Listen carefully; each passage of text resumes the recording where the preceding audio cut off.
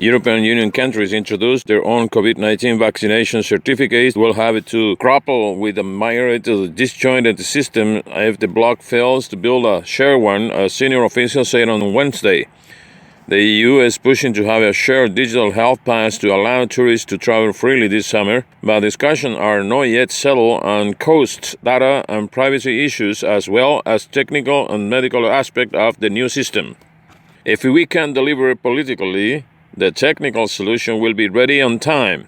If we don't, we risk fragmentation across Europe with a multitude of possible incompatible national solutions, EU Justice Commissioner Didier Reynders said. We will risk having a variety of documents that cannot be read and verified in other member states, and we risk spread of forged documents, and with it, the spread of both the virus and the mistrust of citizens, he told the European Parliament. Tourist reliance of southern EU countries like Spain and Italy are keen to launch the new tool as soon as possible to help economies that have been mauled by the pandemic. But they face a more reluctant North, as well as complex EU decision procedures.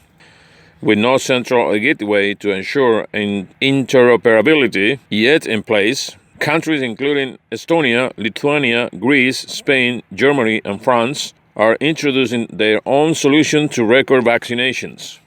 Commission's officials told a separate briefing that the gateway, which will allow officials in one EU country to check the health pass of a visitor from elsewhere in the bloc, will enter testing next month. 20 member states will be ready to join the trial phase with a view to making it possible to go fully live with mid-June. The technology for the digital pass is secure and no sensitive personal data will be shared, the official says. Disputes between EU countries over supplies of medical equipment, drugs, and vaccines are already complicated the bloc's joint response earlier in the pandemic. It now faces a third wave of infection, accepting says discussions about restarting free travel are premature given low vaccination levels. The Russian implementation of the joint system raises questions over how visitors from overseas will be handled.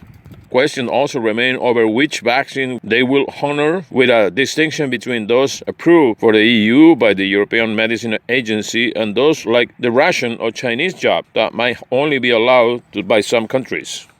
Another issue is whether antibody tests provide adequate proof that a person who has recovered from COVID-19 is immune.